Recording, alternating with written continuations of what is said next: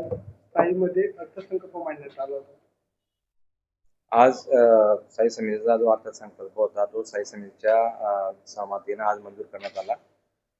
मागच्या वेळेस आयुक्तांनी जो 2026-27चा जो अर्थसंकल्प दिला होता त्याच्यामध्ये सगळ्या सदस्यांच्या अभ्यासाअंती आज काही विषयांवर काही मुद्द्यांवर आज चर्चा करण्यात आली. त्यामध्ये जो नागरिकांच्या मूलभूत सुविधा ज्या आहेत किंवा त्या जो आमचा महायुतीचा जो अजेंडा होता ज्यामध्ये रस्ते, गटारी, लाईट आणि आरोग्य आणि शिक्षण हे जे मुद्दे आम्ही लोकांना जे इलेक्शन काळामध्ये जे आम्ही प्रॉमिस केलं होतं त्या संदर्भामध्ये आज जो संकल्प होता आमचा तो आज मांडण्यात आला. जवळपास 1552 कोटीचा अर्थसंकल्प आज सर्व सभागृहांच्या संमतीने मंजूर करण्यात आलेला आहे. जो अर्थसंकल्प आयुक्तांनी 1452 कोटीचा जो दिला होता तो आज आम्ही त्यात दुरुस्ती करत काही गोष्टीमध्ये त्यामध्ये वाढ करत काही गोष्टीमध्ये घट करत तो आज मंजूर करण्यात आलेला आहे. ज्यामध्ये प्रामुख्याने आम्ही लाईट, रस्ते, गटारी आणि शिक्षण आणि आरोग्य याच्यावर फोकस केलेला आहे. ज्याच्यामध्ये हा बजेट करत असताना काही गोष्टींमध्ये प्रशासकीय खर्चांमध्ये आम्ही कमी करण्याचा प्रयत्न केला आहे, कारण जेणेकरून नागरिकांवर कुठलाही कराचा बोजा न चढता आहे त्यामध्ये नागरिकांना अधिकाधिक सुविधा देण्याचा आम्ही प्रयत्न केलेला आहे. याचं मुख्यतः कुठले बदल करण्यात आले? त्याच्यामध्ये जे होते बजेटमध्ये नवीन रस्ते आणि गटारीमध्ये प्रशासनाने थोडकी मोडकी बजेट केलेला होता. आम्ही तो डबलचा करण्याचा प्रयत्न केला. जवळपास प्रशासनाने नवीन रस्त्यांसाठी 15 कोटीचा बजेट दिला होता, आम्ही त्याला 30 कोटीचा करायला गेलो. नवीन गटारींसाठी 5 कोटीचा होता, आम्ही त्याला 10 कोटीचे केले. नवीन बगीचे असतील, शाळांची दुरुस्ती असेल, पुतळ्यांचा विषय असेल, या संदर्भामध्ये जे जे आवश्यक आहे त्या त्या ठिकाणी आम्ही बजेट दिलेलं आहे.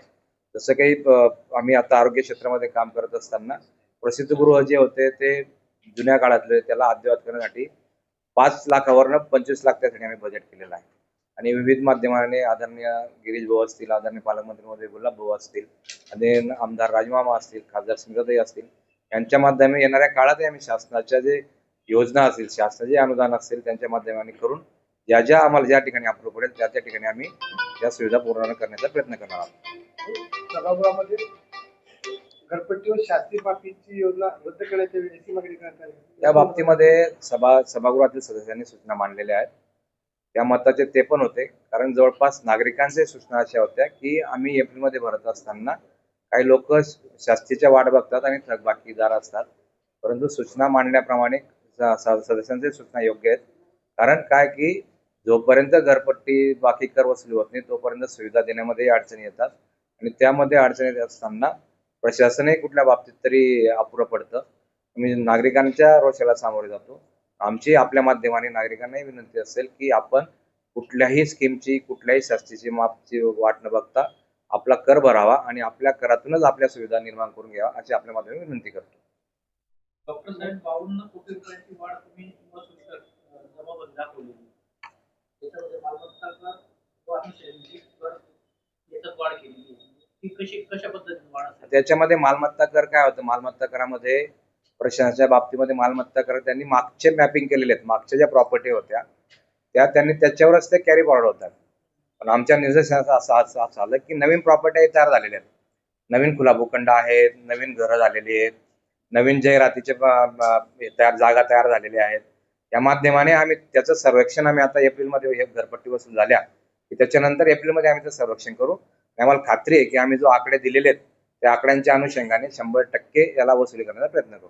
डॉक्टर जमावाढ जी आहे, वसूल जमावाढ 52 कोटी 56 लाख 86 हजार आणि खर्च वाढ जी 52 कोटी 47 लाख 17 हजार याच्यातला जो खर्च आहे 9 लाख 69 हजार त्याचा ताळमेळ कसा बसतो? त्याच्यामध्ये आता घरपट्टी आपण करतोय घरपट्टी जी वाढ झाली कर वाढ नाही होणार. जो आपण टार्गेट घेऊन चालतोय त्या पद्धतीने आपण जवळपास 52 कोटीचा आपण ते वाढ झालेली. त्या वाढ होत असताना आपण सुविधांचाही वाढ केली, रस्त्यांच्या बाबतीत असेल, गटारींच्या बाबतीत असेल, बगीचे असतील, या ठिकाणी आपण वाढ पण केली. त्यामुळे ताळमेळ जोडत असताना आपल्याला जोपर्यंत वसुली आपलं होत नाही तोपर्यंत आपल्याला ताळमेळ करत असताना सर्कसच करायची. आणि तुम्ही जे म्हणताय की त्यामध्ये ते ताळमेळ कसं जुळवाल, त्याच्यामध्ये होत असताना आपल्याला जो खर्च आपल्याला जोडता येईल तो खर्च कमी आणि जास्त करण्यात आपलं प्राधान्य राहील.